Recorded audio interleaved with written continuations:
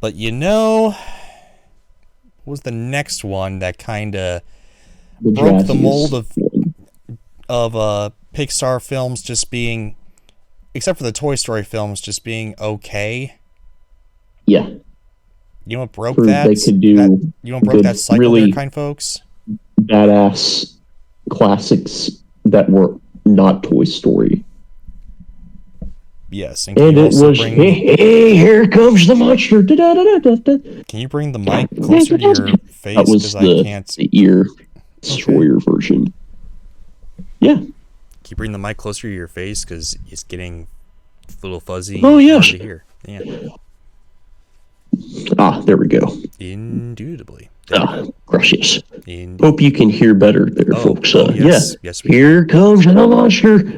And Billy Crystal. can. They're taking a dump. I'll tell you, okay. Tell me. Even though I still say Toy Story is the most memeable Pixar film, Monsters It's Inc. very is memeable. I don't know. I think this one's more memeable.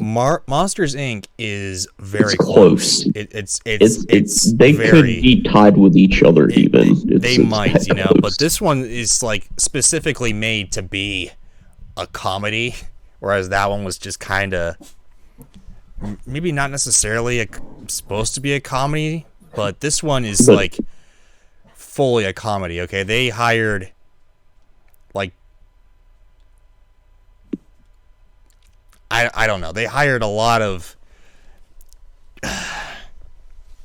more of the comedic actors, I guess. You know, Tom Hanks, you know, he was big, you know, but he was going to more dramatic roles and all that. Tim Allen was fairly big during that time. A lot of Although he famous wasn't- comedic yeah. actors and all that in that Toy Story too. But you had John Goodman, who John was Goodman. basically in nothing but Roseanne, and Billy Crystal. And hold on, you're forgetting one of his most epic appearances. What? Frosty the Snowman in Frosty Returns. Oh, of course, yes. Let there be snow. Let there be snow. Oh, of course, yes. But anyway, then also Billy Crystal, who's been in nothing but comedies, comedies and rom-coms basically throughout his entire filmography. You know, I think they were trying to make a comedic film, and I gotta say, it works. More or less It works to the nth degree. Okay, listen. Yep. And This we is also basically- this time have Stevie B for sure. No Yes. questions asked. Steve Buscemi. Purple Monster Steve here. Oh yes. So basically, so yeah, I didn't watch this film as a kid because, you know, monsters, whatever, you know. But once I finally did, I gotta say, it still holds up. These jokes are timeless. Okay, my gosh.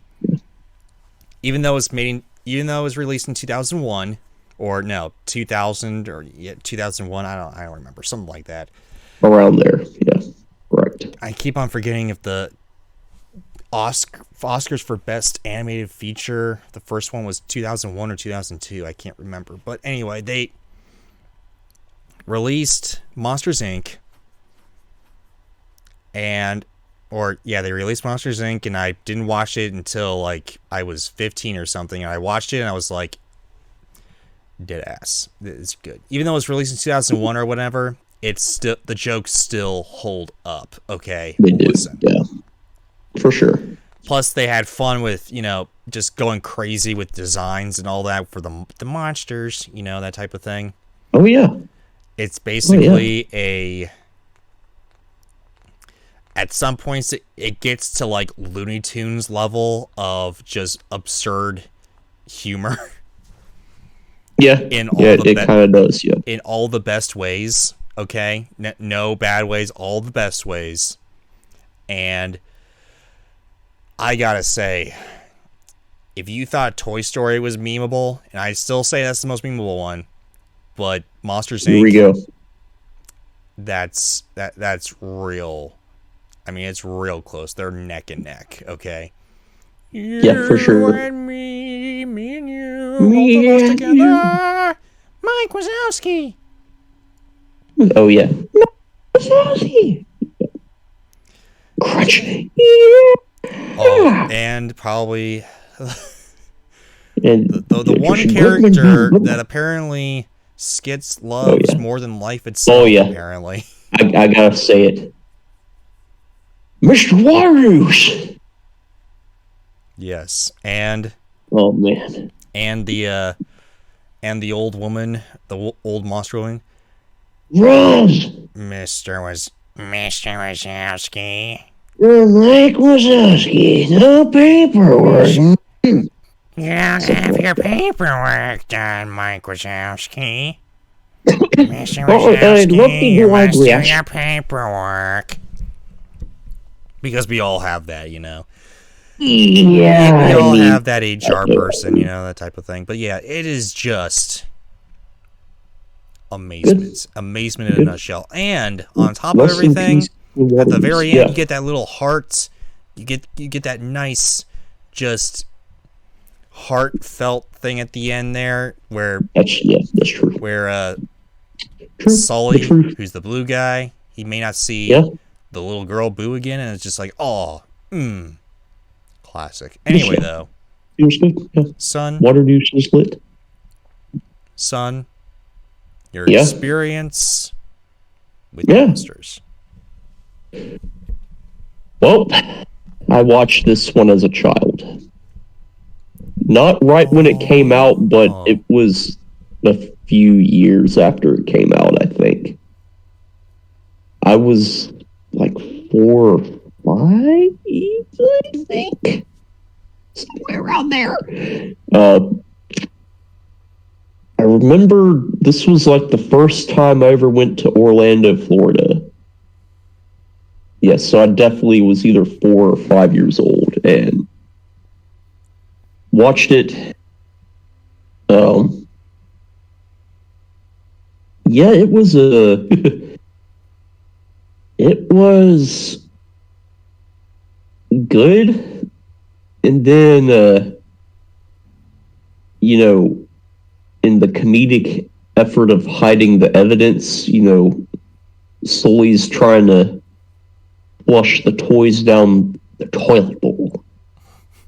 But before I had such a porcelain appreciation mindset, of course, that terrified the crap out of me. I don't know why. Just the thought of the toys being lost and never being able to find them again.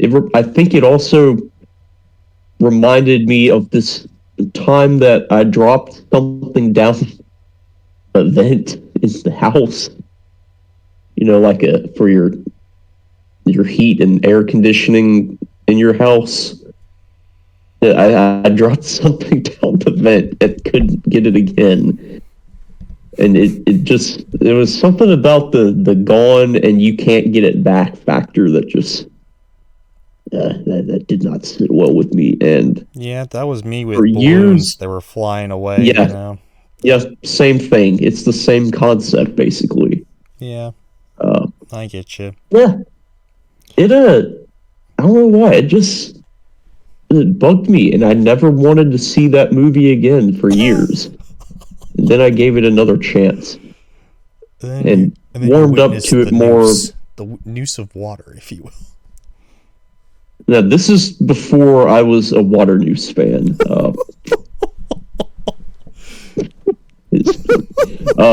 No. Then I got kind of warmed up to the franchise with little pinball, of course. I mean, what else would it be? But big influence on my pinball love tied in with Monsters Inc. Funny enough. Yeah. Shoot, tell you what, I somehow acquired this. It was in like a computer game multi-pack or something where this Randall Monsters Inc. pinball game was like a free bonus disc. I played the crap out of that all the time. And Randall's like, yeah, I'm the pinball king around here. Something like that. And yeah, through that, I kind of warmed back up to it. Fast forward to today. This is now probably one of my favorite Pixar films, period. It's gotta be tied with maybe two others. But yeah, this one's definitely one of the top ones for me. And then I discovered Mr. Waternoose, and Waternoose, as John would say, was like, "Give me the child," in his most senile old man voice possible.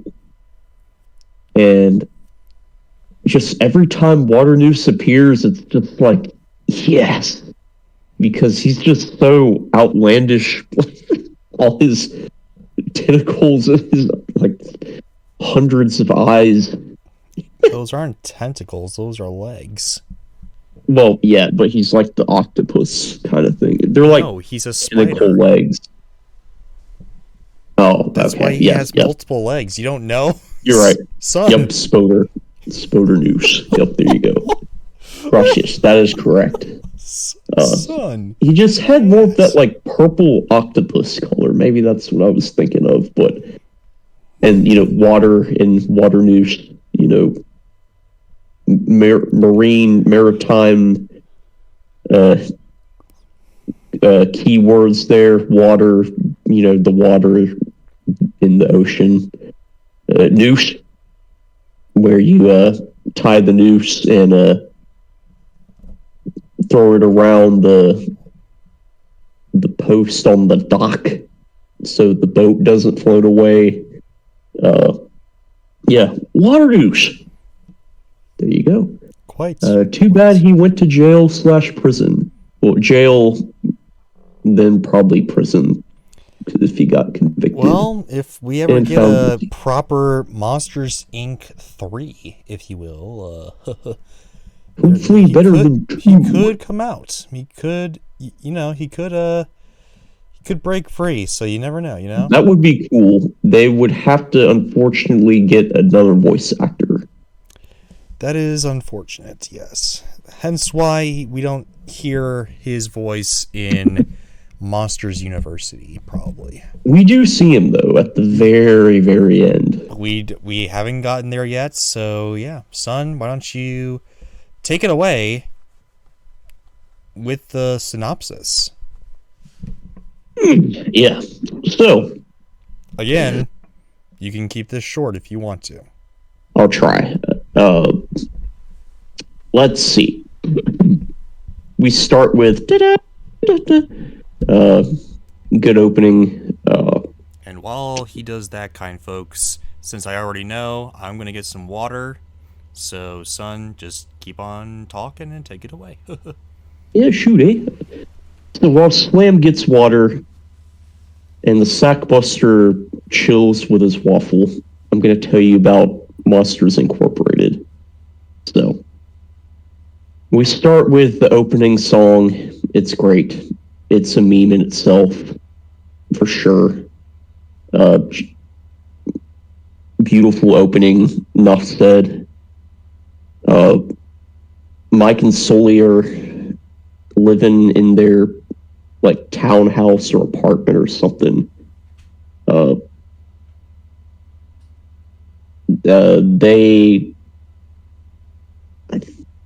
think they see this is where they see the commercial that they just shot for the company, and Mike is covered up totally in the commercial, and Mike was so excited about it. It's like all you could see was like part of him. It was funny. But yes, so let's see. We learned that Sully is the actual scarer, the monster that scares for energy collection through screams. That's how they power their city, their alternate universe that they live in, per se. And yeah, Monsters Incorporated is essentially just a power provider, if you think about it. And part of their operation is they store all these different closet doors that grant them access to the bedrooms of various kids throughout society. And Mike is there is Samuel. Yeah, one-eyed Mike here is what was Mike's job role? Do you remember? And he was like the scream collector or something. Yeah, I think that's what it was. You just got so to you just got to the doors in the rooms.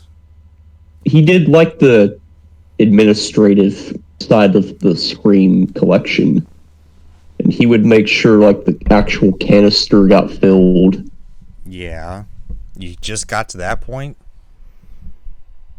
Yeah.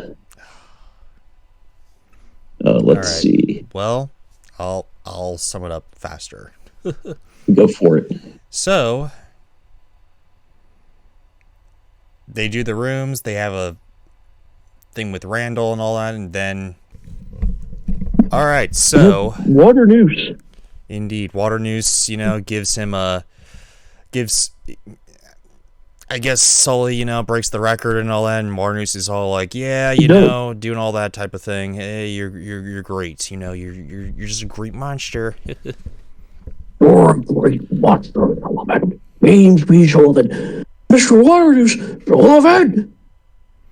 Yeah, had to rewind a little bit for the Waternoose because we're already at the dates and all that, which is also retroactively hilarious again, but still. Anyway. Yes. Oh, yeah. So then Mike and Sully are on the run, they go to their apartment to get some sleep or whatever, and then they kind of have to run away again back to the Monsters Incorporated, if you will, the warehouse itself. And then the office. They have some misadventures there with their trying to get Boo back into the whatever the thing and all that, Closet. Door. The pink door with the flowers. Indeed. A lot of misadventures, if you will. A lot of which we'll just skip around, because the flushing the toilets, the part where Sully thinks that Boo is squished and all that, which is hilarious. That's right out of Looney Tunes itself.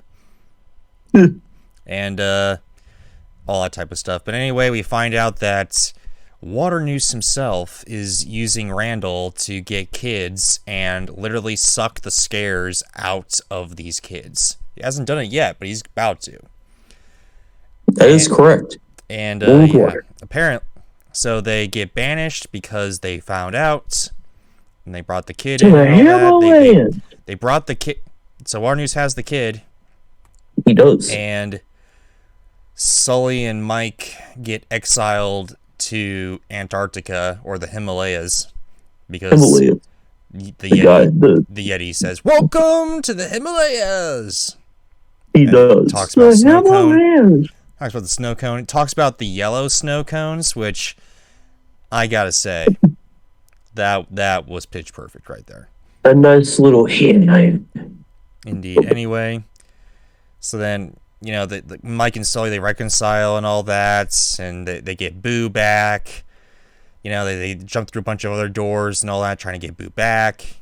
They get Waternoose exposed, if you will, and Mike and Sully become the new CEOs of the whole monsters, if you will, and Boo